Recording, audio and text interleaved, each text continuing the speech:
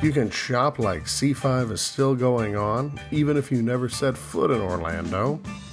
And what's up with LucasArts? It's Friday, August 27th, and you'll hear about those stories and more this week in Star Wars. This Week in Star Wars is your source for new and noteworthy developments from the galaxy far, far away. I'm your host, Matt Fox. And now, this week's lead story. While C5 has been over for more than a week, and the whole 4-day adventure may seem like it was a lifetime ago, but those of us who were there could at least take solace in the fact that as our memories faded with age, we would have our exclusive Star Wars Celebration 5 merchandise to remind us of those bucolic days in Orlando. Well, not so fast, my friend. All of that exclusive gear is now up for sale on StarWarsShop.com, so that even those who never even thought of coming down to the Sunshine State can load up on all the same swag that none of the attendees seemed to think was worth picking up during the show. It just isn't fair. Lando Calrissian disguise kits, one-armed wampas, coffee mugs, and assorted t-shirts went live several days ago, and as of today, much of the remaining C5 Artist Alley artwork is also available. Both of Hasbro's exclusive action figure 2-packs are available for purchase at the HasbroToyShop.com, as well as the Comic-Con exclusive 2-pack as well. In other news this week, the one thing that Hasbro did sell out of at Star Wars Celebration 5 were the case packs of the Vintage Collection Wave 2, which features characters predominantly from Episode 3, Revenge of the Sith. As you recall from previous podcasts, Hasbro is resurrecting the Ultimate Galactic Hunt chase figure program from previous years. For 2010, the UGG program features 12 different figures from Waves 1 and 2 of the Vintage Collection, with foil-stamped borders on the card back. If you were lucky enough at Celebration 5 to purchase each of the 3 cases, you would, as a result, have a complete set of the 2010 UGG line. Well, inevitably, those figures are now beginning to show up at retail. There have been multiple reports on various collecting websites of Wave 2 of the Vintage Collection showing up at Toys R Us's, predominantly in the western United States. These new sightings have included several of the UGG figures. So, if chasing down allegedly rare figures that aren't really that much rarer than all the other figures in the case, your time is now.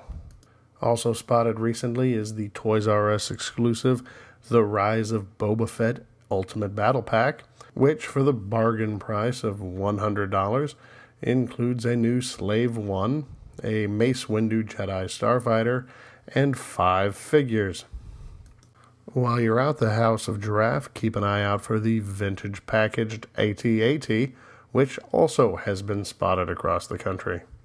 Both of these 3-figure items have been sporadically available on ToysRUs.com, as well as the exclusive, but not yet seen in stores, Clone Wars Nikto Guard action figure. Sideshow has recently made available 2 new items. First was the Fall of the Empire Polystone diorama, which features vicious-looking Ewoks, not too dissimilar from angry gremlins, attacking a stormtrooper. Also now available is a 12-inch figure of Commander Cody. The exclusive version is sold out and open now only as a waitlist item, but the regular edition is still available for pre-order. The 6th print in the 30th anniversary Empire Strikes Back art collection was made available today on StarWarsShop.com and features artwork by Russell Walks. This piece depicts Luke Skywalker's face inside the helmet of Darth Vader, as seen in the cave duel scene of The Empire Strikes Back. Print number 7, which will be available at the end of September, is by artist Katie Cook, and is an interpretation of the bounty hunter gathering scene on the Star Destroyer Executor in Episode 5. Video game news this week. Website Kotaku reported last week that the new president of LucasArts, Paul Megan, had axed The Force Unleashed Part 3. While The Force Unleashed Part 2 has yet to reach stores and is scheduled for a late October arrival, there had been no previous confirmation that a third part was even under development until these reports surfaced.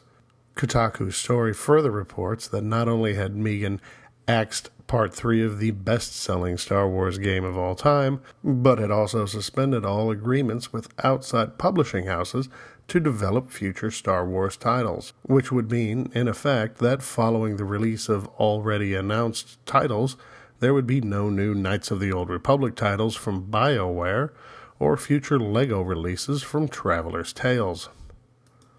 Kotaku's story was picked up by several other websites, including GameInformer.com. However, there has been no further confirmation on the Kotaku site or on any other site, but nor have there been any denials either. If this story is true, it would explain the departure of Hayden Blackman that was reported earlier this month, but until there is additional confirmation, this report should probably be taken with a grain of salt. One computer title that did come out this week was for the iPod and iPod Touch. THQ's Vader Yourself is available in the iTunes App Store for 99 cents.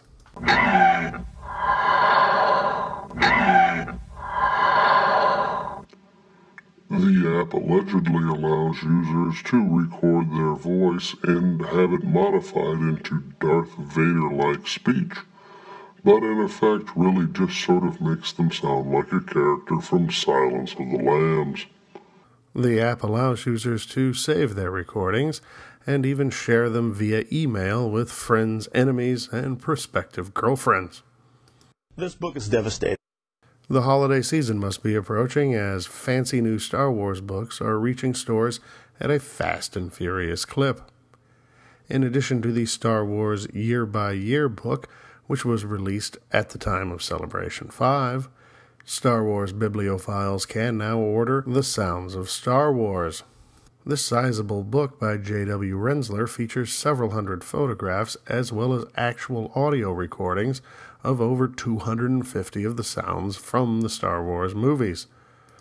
Both of these titles are available at booksellers across the country, as well as Amazon.com. If you do choose to order these books online, I encourage you to use the This Week in Star Wars affiliates link on our homepage.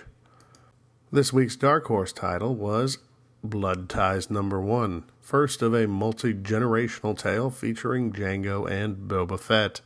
It is available at local comic book stores across the country.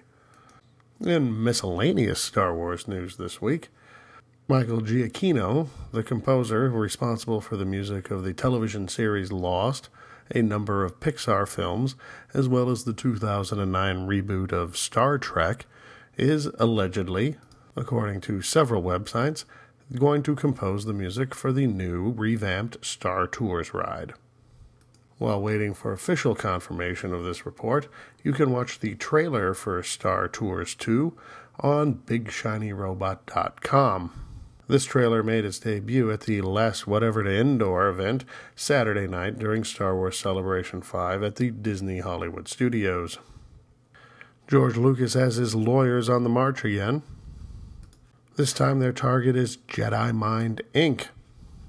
According to the Lucasfilm complaint, Jedi Mind Inc. is marketing a line of computer applications that allow users to control objects within the games through the force of their thoughts, which in this case are manifested in the form of a wireless headset. According to TheHollywoodReporter.com, the bearded flannel-wearing one is seeking $5 million in damages for trademark infringement. Two other news items that aren't directly Star Wars related this week, but I feel appropriate to mention here. First, Robot Chicken creators Seth Green and Matt Steinreich won the Emmy Award for Best Short Form Animated Program. Also in the news is a new film from Gary Kurtz, the producer of Star Wars and The Empire Strikes Back. Panzer 88 is being described as a hybrid World War II tank movie meets supernatural thriller. Filming is expected to begin this winter.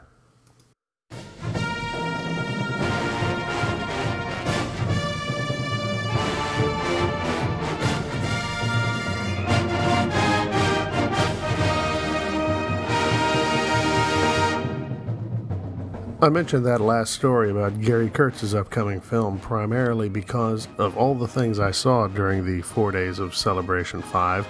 Perhaps the most entertaining and memorable was the Gary Kurtz panel that I went to on Saturday evening. For someone who played such a key role in the first two Star Wars films, Gary Kurtz has been somewhat forgotten. That being said, the Kurtz panel was fascinating for one reason: his discussion of the original ending of Return of the Jedi. Now, we've all heard before that Han Solo was originally going to die somewhere in the middle of Return of the Jedi, but that Lucas nixed the idea over Harrison Ford's objections. Now, the cynics out there would say that Harrison Ford just wanted Han Solo to die to ensure that he wouldn't have to come back for any possible sequels. Kurtz felt, however, that Han Solo should die to add drama to the script. More newsworthy was the fact that the other was not originally supposed to be Princess Leia, who would be seen at the end of the movie becoming the new president of the galaxy, while Luke abandons his erstwhile allies to go search the galaxy for his long-lost sister. What Kurtz describes as a more thoughtful ending with no Muppets. I like it. And that was This Week in Star Wars. Join us again next week for more news, notes, and developments from the galaxy far, far away. Visit www.thisweekinstarwars.com, the This Week in Star Wars Facebook page, or send your thoughts in an email to host@thisweekinstarwars.com. I welcome your comments, questions, and suggestions, as well as news submissions. This Week in Star Wars. We troll the web so you don't have to. This Week in Star Wars is not affiliated with Lucasfilm, its subsidiaries, or any other entity mentioned in this podcast. Star Wars, its characters, and creations are the property of Lucasfilm. All other trademarks are property of their respective trademark owners. This Week in Star Wars is intended for informational and entertainment purposes only. This podcast is copyright 2010 This Week in Star Wars. Invaluable technical assistance provided by WebStorm Interactive. News, comments, and questions can be directed to host@thisweekinstarwars.com.